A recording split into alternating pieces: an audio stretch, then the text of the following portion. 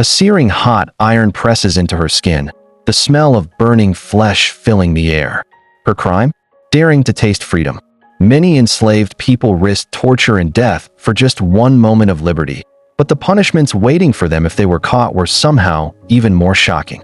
This is the story of the unspeakable cruelty and incredible bravery of the enslaved women who defied the Roman Empire.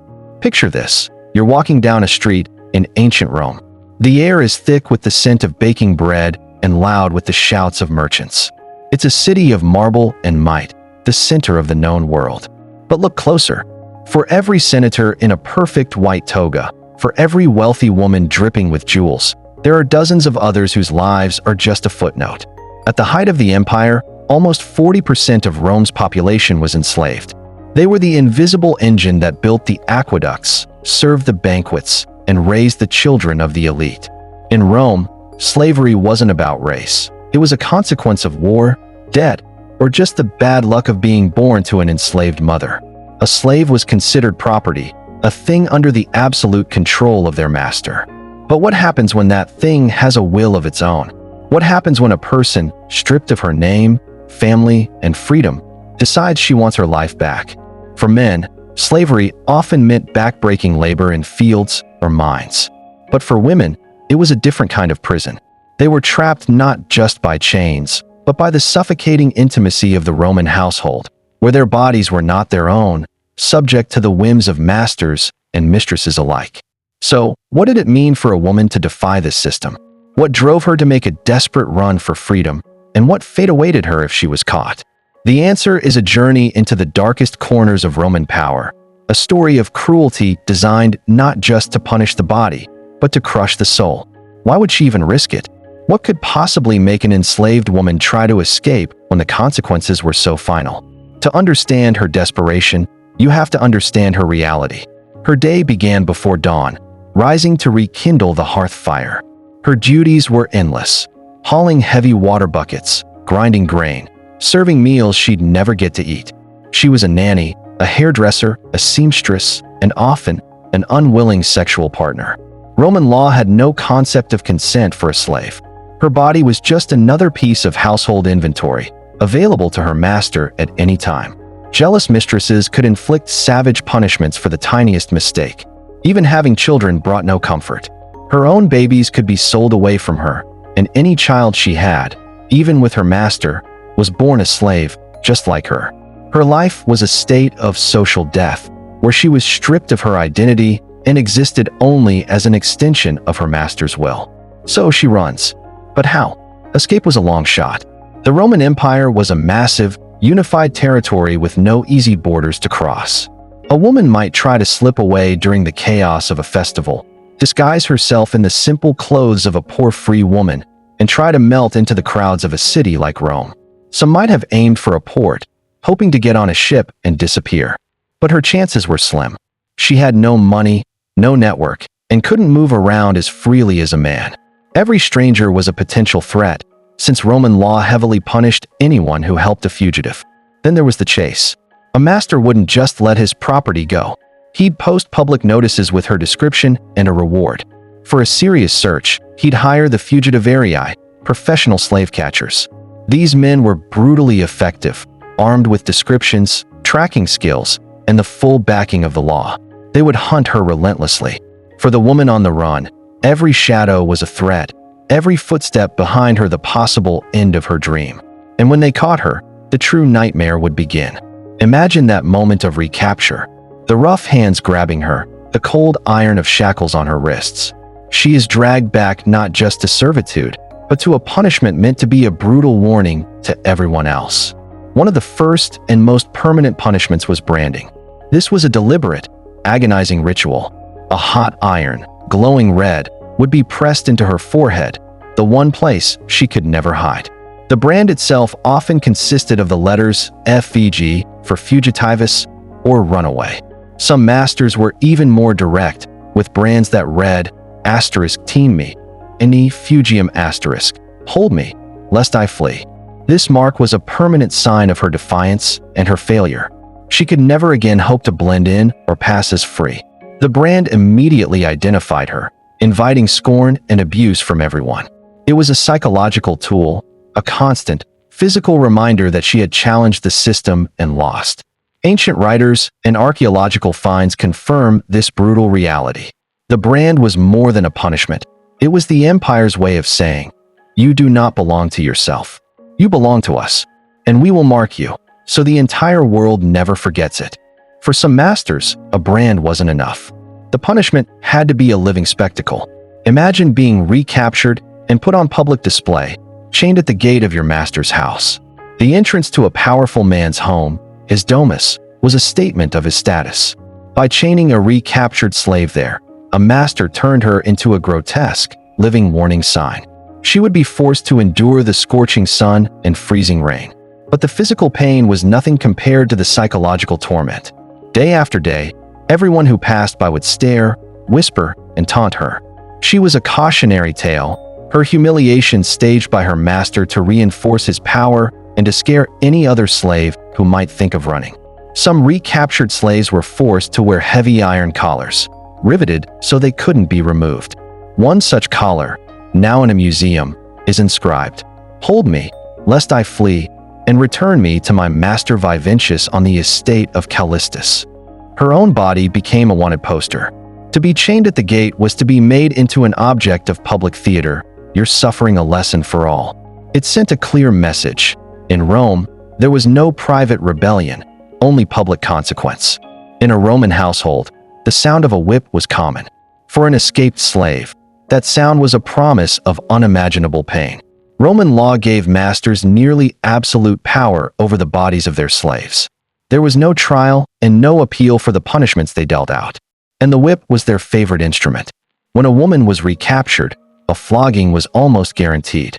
This wasn't just a few slaps. It was a sustained, brutal beating, often done in front of the entire household to terrorize the other slaves. Writers like Tacitus and Juvenal describe the casual cruelty, where beatings were ordered for the smallest things, a misplaced pin or a lukewarm dinner. For the crime of running away, a master's rage would be limitless.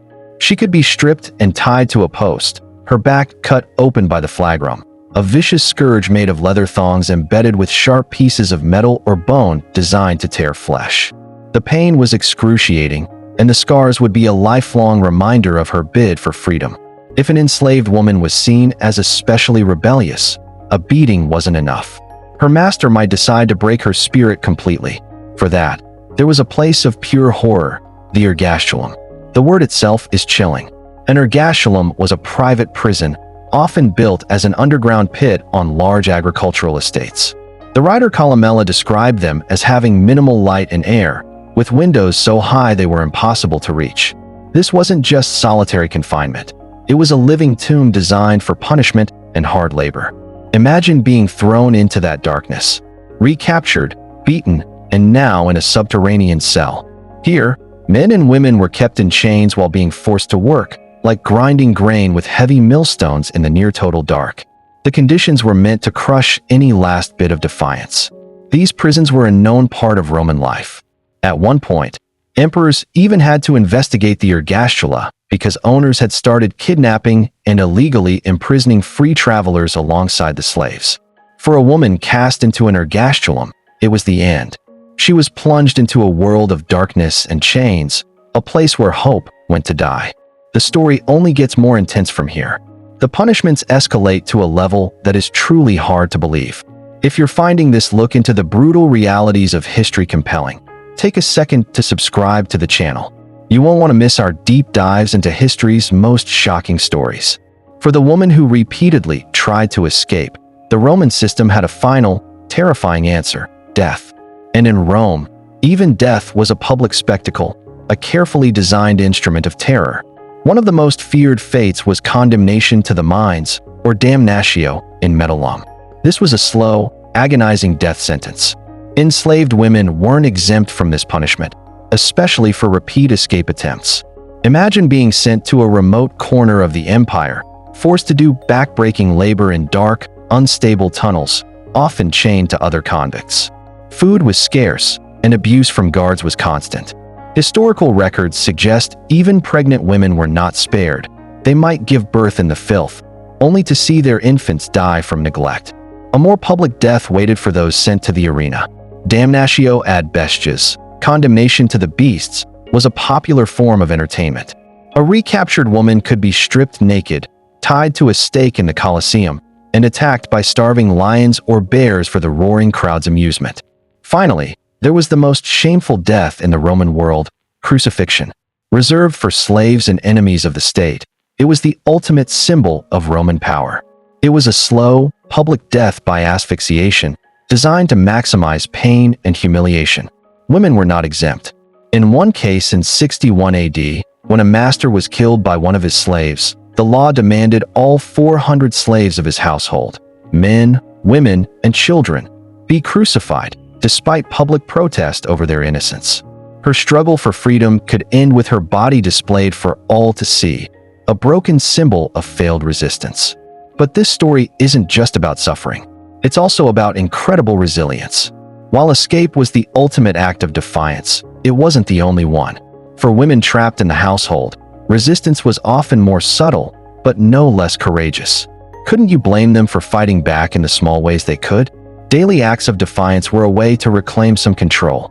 This could be as simple as pretending to be sick, deliberately working slowly, or accidentally breaking a valuable vase. Enslaved women also had a unique weapon: information. Working in the most private spaces of the household, kitchens, bedrooms, baths, they were the invisible observers of the Roman elite. They overheard political secrets, business deals, and scandalous affairs. This knowledge was a tool for survival. A woman might use gossip to subtly get better food or easier work from her mistress. And sometimes, their defiance wasn't subtle at all. Women played crucial roles in the great slave revolts, like the one led by Spartacus.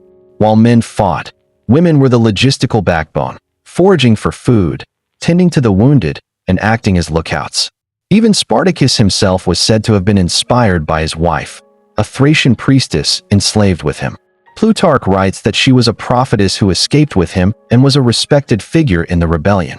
These acts of defiance show that even in the most oppressive system imaginable, the human spirit of resistance can't be completely crushed.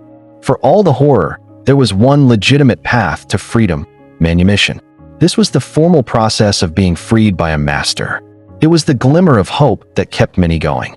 But for women, this path was often a gilded cage, and freedom came with strings attached. A master might free a slave in his will for loyal service. Some slaves could save money to buy their own freedom, though this was hard for women. Formal manumission could be an official ceremony before a magistrate. However, the most common path to freedom for an enslaved woman was a personal relationship with her master. He might free her to legally marry her, ensuring their children would be free citizens. The writer Columella even said he would sometimes free a female slave if she had more than 3 children, essentially letting her earn freedom with her own body. But what did this freedom really mean? A freedwoman, or liberta, was not equal to a freeborn Roman. She owed a lifetime of duties to her former master, who was now her patron. This relationship was legally binding. She was expected to perform services for him and show him respect for the rest of her life. And the social stigma of having been a slave, especially one who was sexually available to her master, was hard to shake. While manumission was a victory, it was a victory with conditions. Freedom wasn't a clean break. It was a new, more complicated set of obligations. From the searing brand on the forehead to the public shame of chains at the gate, from the terror of the whip to the living death of a dungeon, and finally, to the brutal end in the mines, the arena, or on a cross. The fate of a woman who dared to escape Roman slavery was a masterclass in calculated cruelty. The Roman system responded with such force not just to punish one person, but to terrorize all. Her desire for freedom was a threat to an empire built on domination. Her body could be branded, chained, and broken. Her identity could be erased. But her courage to risk everything for a single moment of freedom could never be truly extinguished. In that defiance, however brutally it was crushed, these women achieved a kind of victory the empire could never take away. If you were captivated by the strength and resilience of these women, please hit the like button and subscribe for more stories of the unsung heroes and forgotten horrors of history. For your next journey into the past, Check out our other video on what it was really like to be a female slave in Roman times, right here on the screen. Thanks for watching.